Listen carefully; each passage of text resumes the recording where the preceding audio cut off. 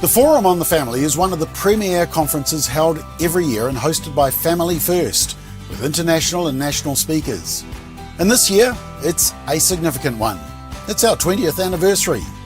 Yes, despite attempts to deregister, muzzle and cancel us, we're still here, 20 years strong. The Forum on the Family brings together a national network of family-focused organisations, scholars, lobby groups, church leaders and community groups who are part of a growing movement to strengthen families, protect marriage, protect life and defend religious freedom. This year's conference will be held in Auckland City at the Victory Convention Centre on Friday evening the 11th of September and all day Saturday the 12th of September. As per last year, we're starting the conference with 3 important sessions and a time of networking on the Friday evening, and then a full program all day Saturday. And at this year's conference, once again, we have an amazing lineup of speakers from the US, Australia and New Zealand. I want to invite you to this year's Forum on the Family. It's a special one as we celebrate 20 years strong. It starts Friday night, 11th of September, 6 p.m. to 9:30 p.m, and then all day Saturday, 12th of September, 8:45 a.m. through to 5 p.m. Oh, and being a weekend, there will be no peak hour traffic to battle. It's the highlight of the year, and you won't want to miss it. Arrange to be there. Book your flights today. Gather your friends. If you're concerned for our culture, our country and our families, you may be saying, what can I do? Step 1, attend the Forum on the Family. Have your spine stiffened by some fabulous speakers who will encourage, equip and inspire you. Now, the last couple of years have been sellouts, so don't delay. Go to our website, forumonthefamily.nz, for all the information you need. Register today. Don't miss this important family conference. Go to forumonthefamily.nz. Register today.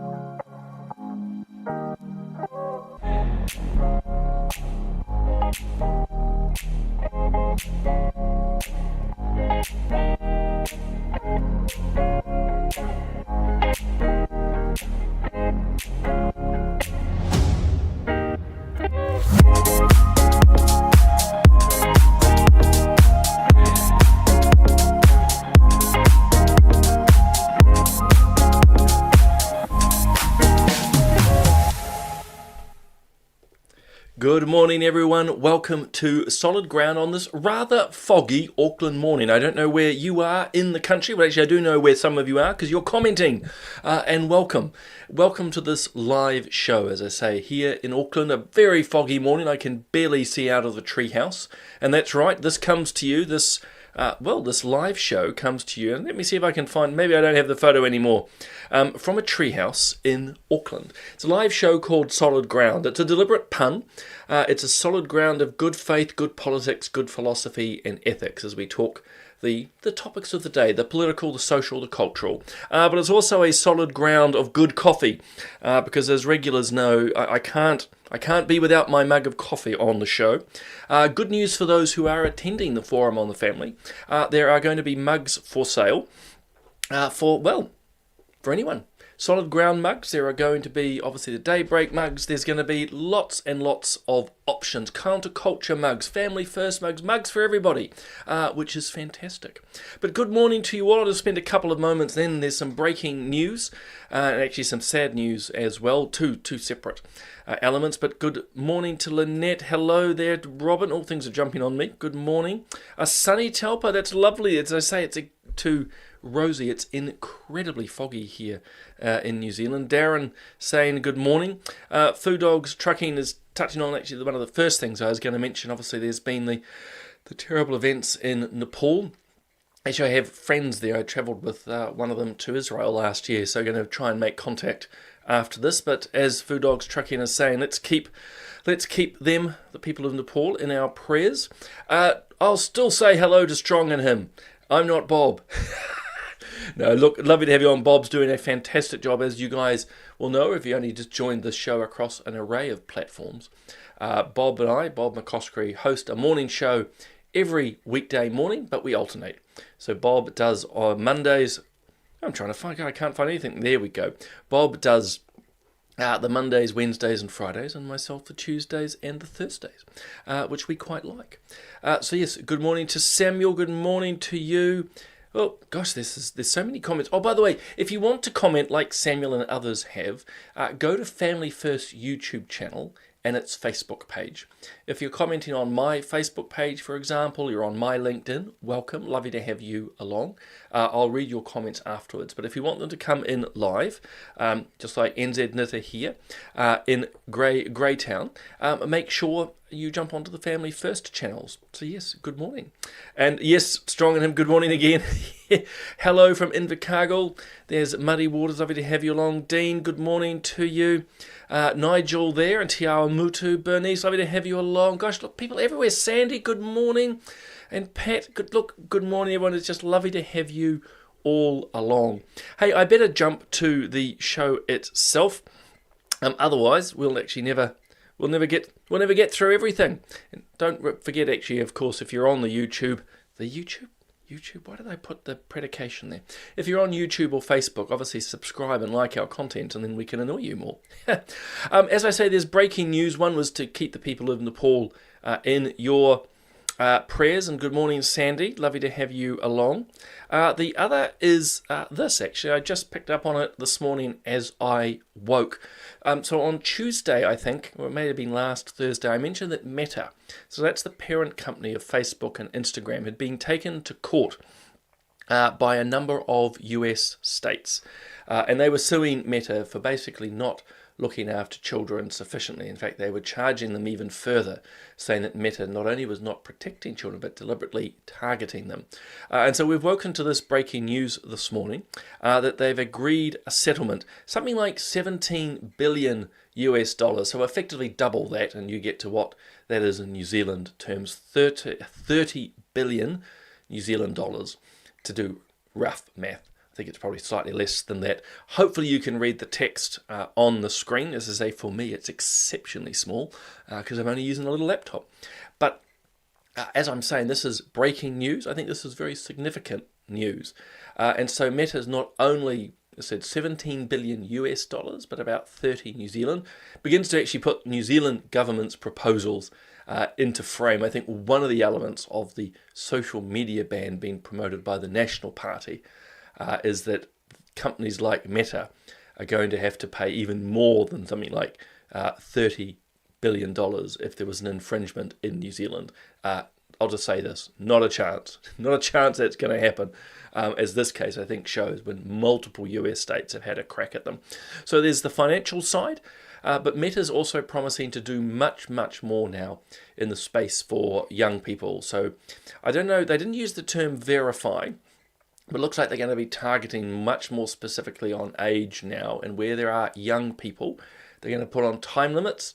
They're promising to put on time limits. They're going to restrict access at night, again, for young people, and a host of other steps. So I think this is very significant. I think what we are potentially seeing here is, well, obviously, the harm that we all know about, and I think by and large we're all in agreement, it's harmful, social media, not just to young people, but to ourselves. But we're beginning to see the legal pressure building on companies like... just give me 10 seconds, guys. I need to take a call, which is unusual, but give me a moment.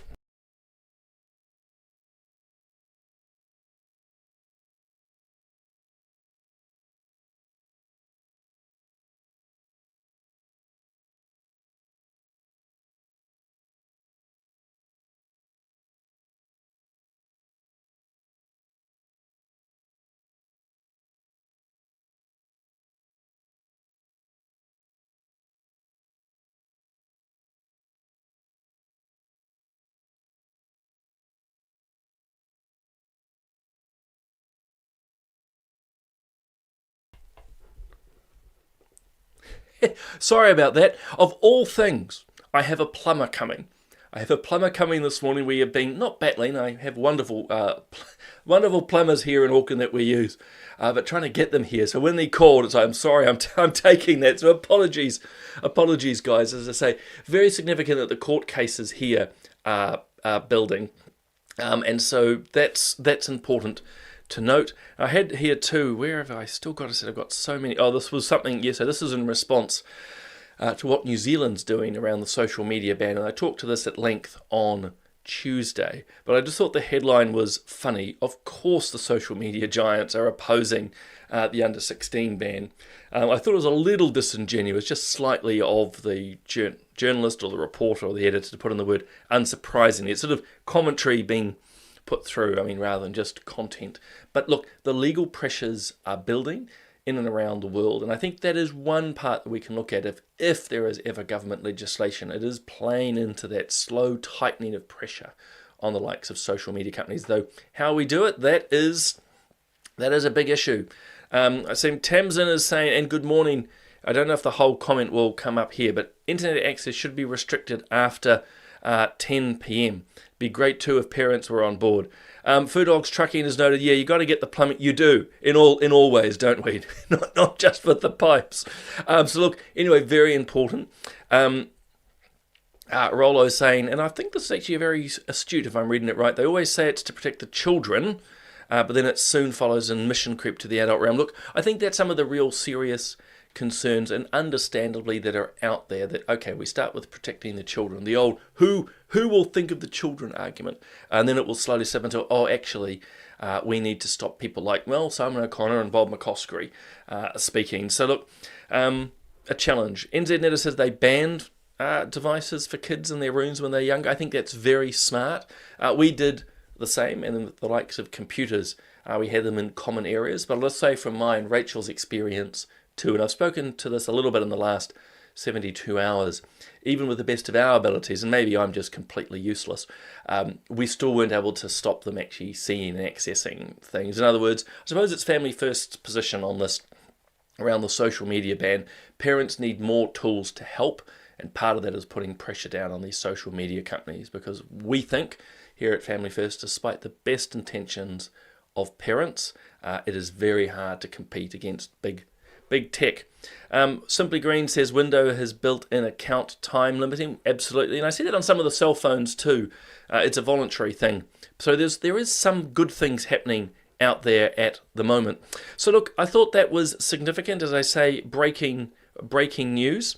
In other news, obviously from yesterday, the passing of Dolly Parton, which, she's been around a long time. So many of us know her music, know her face. I've deliberately chosen a younger photo of her for no other reason than, I don't know, that's how I still remember Dolly Parton. But I thought I'd just touch on three elements. The media sort of glossed over it somewhat, not in all areas, but there were three things that struck me with Dolly Parton. One is married to Carl, I think it was Carl Dean, for 58 years. That in itself is just an amazing testament. Her tribute, if you will, to marriage. 58 years with the one person. Secondly, in her case and Carl's, they had no children. There were some health issues there. She had no children, which I assume would have been a sadness, but if you will, a cross that she carried, and didn't actually try to make a big drama of it. In fact, what she ended up doing is channeling her energy to support children. I think she called it the Imagination Library, getting books into the hands of children. So in her case, I assume the sad loss of not being able to have children was not something she raged against, but actually focused into something good. And the third side, as many of us will know, a woman of strong faith and of strong conviction, something that she spoke into right until her very end. So I think that's just an amazing testament to her. To Dolly, as I say, 58 years married, unable to have children, but then using that loss to actually focus on helping other children through her Imagination Library, and of course a strong Christian faith. So rest in peace, Dolly. Shameless self-promotion here. So you'll know I do lots of podcasting myself, do lots of online radio with Reality Check. and you can catch all of those online.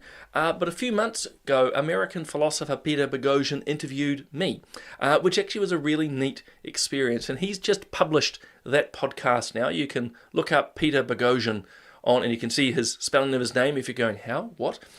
Peter's name, or just look up We're Walking Into Their Trap. So I'm talking not with a Family First hat on, but as a former politician, former chair of Foreign Affairs, Defence and Trade in New Zealand's Parliament, about China, about how the West in some ways is sleepwalking into trouble, and my favourite word, naivety. We are very naive about what's happening. Well, not all of us, but many, I think, in the Western world and here in New Zealand are naive as to what's happening around, if you will, the espionage, the spying, and the reasons why totalitarian groups such as Communist China are interested in New Zealand. So, as I say, we had a great chat, and so go and check it out. I think it's worth it. But as I say, shameless self-promotion. But as I say, remember, of course, I do other shows on RCR. That's me doing the interviewing. The most recent is with the National MP, Stuart Smith. In fact, a number of National MPs are now coming on to RCR, which is great, having chats with them. And I've just dropped another Family Matters podcast. This with Carolee Smith.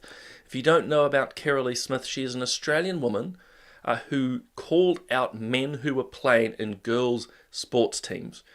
She publicly shared Facebook posts saying, these are men. These are men playing in women's sports. And for that, she's been charged under, get this, the anti-vilification laws, and actually an advanced violence order or something, an AVO. Long and short, the courts have sided with the men and said that Carolee is not allowed to talk about this. She's not allowed to share this stuff. She's been fined 95,000 Australian dollars. And I think the real kicker, and she explains it in the podcast, that she has to put on all her social media accounts a lie, apologising and saying that these men are women. You heard me right. She is being compelled to put on her websites and her social media that men are women. Now, she's not going to follow that. She's told them where to stick it.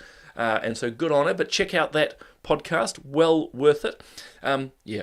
In other news, jumping now to America, it's going to go straight to a video. This is Donald Trump. Every public school in America is now on notice that if they tell a child that they're trapped in the wrong body, they are committing child abuse. And as we remove the far-left extremism from the classroom, we're taking historic action to ensure that every child in America has access to a first-class education. So, look, we talked about Meta earlier, and obviously the noose tightening around them and their behaviours. I think the same is happening, certainly in America, around the trans ideology, which is particularly targeting children. And you've heard me talk on this show before that really this is child abuse.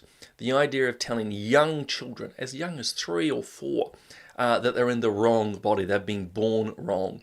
Telling these children that they can change their sex, that they can medicalise their way out with toxic drugs, which is what cross-sex hormones and puberty blockers are. They are toxic drugs to stop something normal and natural. And then, of course, to go on to mutilating surgery. It is child abuse. It's child abuse that's been wrapped in a cloak of supposed medical care. And sadly for parents who get social capital out of transing their children, it is absolutely horrid. And it is, as President Trump has said, child abuse. So good on him calling that out. I thought that was very positive. So on that case, go Donald. In not so good news, this is coming out of Australia. Carolee Smith, Sal Grover, the Women's Forum with Rachel Wong and others are all speaking out against this in Australia at the moment. More madness. So the whole trans cult element is not over yet. But Golf Australia is saying that trans players can pick whatever gender they want to play in. Now look, at one level, if you want to have a competition which is open to all genders or all sexes, rather go for it. But saying that actually men can compete in women's golf is beyond absurd. At the end of the day, whether you like it or not, the average man can hit a golf ball a lot further. You might remember I did a podcast with a guy called Jono McFarland a few months ago. Again, it's on Family Matters. He's a New Zealander, by the way. He was once the world's strongest man. And as he points out, in sport, men on average, are a lot stronger. And he, amongst other things, used to do shot put. And he points out that Dame Valerie Adams, amazing as she is, fantastic woman, fantastic athlete, her best throw, her personal best, her Olympic bests would be bettered by someone at a regional school level, a boy or a man rather. And that doesn't take away from Dame Valerie's achievements. It just illustrates the difference in the sexes. So look, Golf Australia's got this wrong, as you might expect, but these are the stupidities which we face. And speaking of stupidities, this was the main headline on the New Zealand Herald last night. It is a blatant lie. It is blatant misleading. It's clickbait. And it just shows how compromised the New Zealand Herald is into these, culture wars, as they might like to call it. The action of Immigration New Zealand had absolutely nothing to do with this individual being trans. This guy's visa was cancelled because Immigration New Zealand had done its checks and found that he had not, and I don't know the person's name, otherwise I'd use that, but he thinks he's a woman.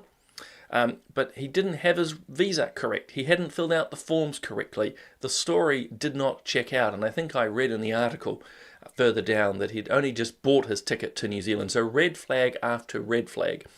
This person was turned down for coming to New Zealand because they didn't apply appropriately. And yet, the New Zealand Herald turns this not just into a false headline, but a headline that was plastered across the front of their digital media.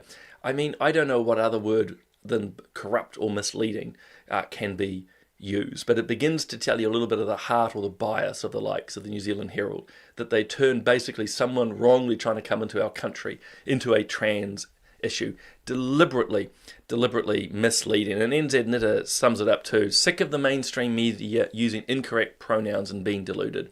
Well, I think so. And also, they are trying to delude us with this headline. The person skimming this going, oh, isn't this terrible?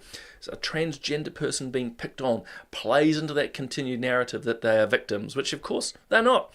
I think you can make the argument that actually those in the trans area are some of the most privileged in our societies because they basically get away with murder. Because they get, oh, you have to follow my pronouns, you have to accept my delusion, so on and so forth. It's just maddening.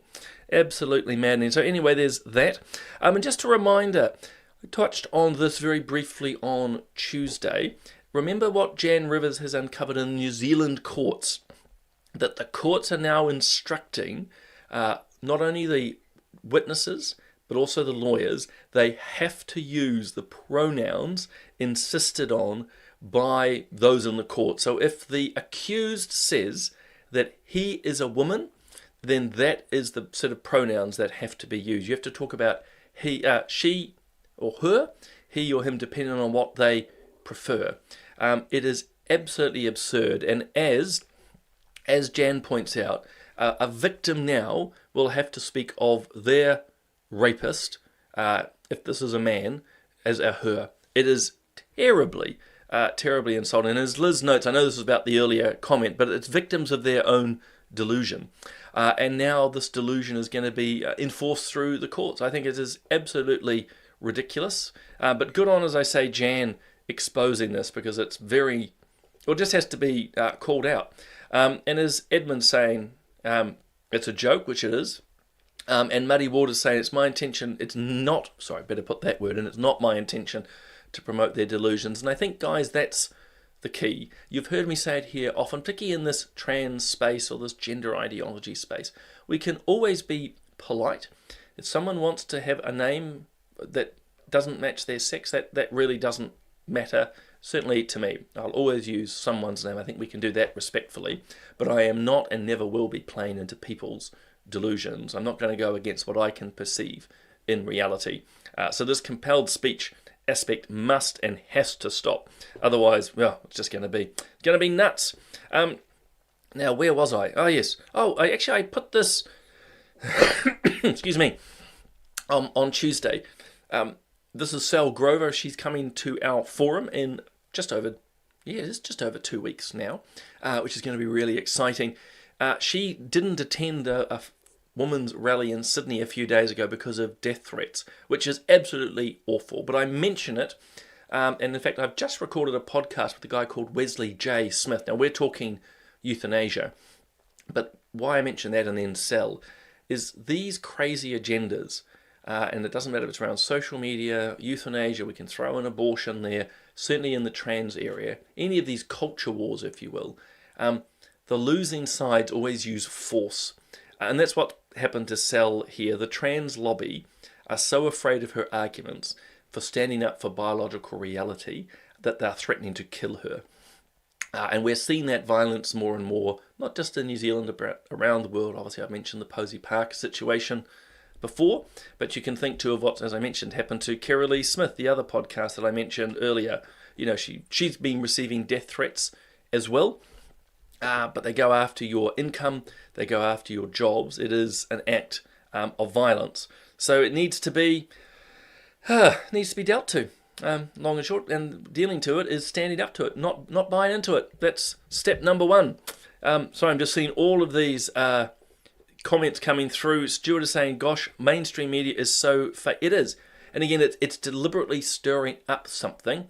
This is to do with the supposed trans immigration issue. That's not real. It's fake news. And this is the irony, isn't it? The mainstream media will run about yelling and screaming about fake news, and yet they're the purveyors of it. In fact, more often than not, what the media are talking about, this is the mainstream media, the things they're complaining about are the very things they are. And you see it too in the political realm. They're always crying about, oh my God, the far right's destructive. Well, no, actually. Well, actually, we better put a nuance there. Of course, those on the extreme far right are a problem. They would call people who believe in marriage, in national security, for believing in your country, for wanting to protect your kids. They would call that far right these days. And that's the threat, supposedly, to our democracy. When, in fact, the threat to our democracy is the far left, who want to take us to some sort of communist system, to take away our rights and our basic freedoms, hate speech laws, you name it.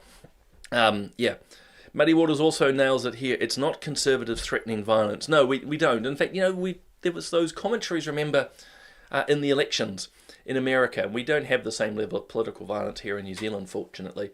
But when Donald Trump won, I think it was the first time, riots in the streets, blocks being burned, people tearing at their garments, so to speak. But when the left wins, there's peace.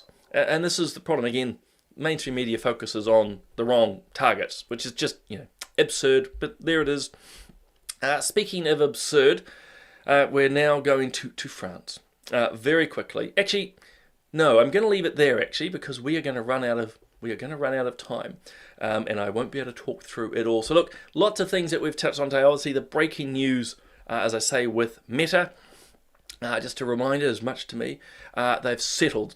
I better be clear, I didn't actually say it at the start. They've settled their court case. So they haven't gone to court yet. They've settled the case, paying out tens of millions of New Zealand dollars, but agreeing to the likes of hard limits on how long young people can be on. Obviously, they're going to have to identify who those young people are. But this is a major win, certainly against Meta. Obviously, Dolly Parton, rest in peace. But what a testament, not only to music, but to married life, faithfulness and faith. As I say, shameless broadcasting by me to point you towards another podcast, this with Peter Boghossian, but check it out. So the absurdities of Golf Australia, the New Zealand Herald that basically purveying fake news, and as I say, kudos to Jan Rivers for calling out the New Zealand courts. Check out, as I say, all the other content we have here at Family First. Tonight, of course, Bob and I are doing political playback. We will be back here at 5 talking all the issues of the day. If you've gone through all of our Family First content, which you can watch, read and listen, go across to RCR. In fact, do both. I'm over there as well. As I say, interviewing Stuart Smith. I've also had an interview with Tim van der Molen. Paul Brennan's been interviewing Winston Peters. Lots of great and building political content there, so check it out. But otherwise, guys, I better leave you to the day. I better go and find the plumber to do with the pipes in one of my apartments.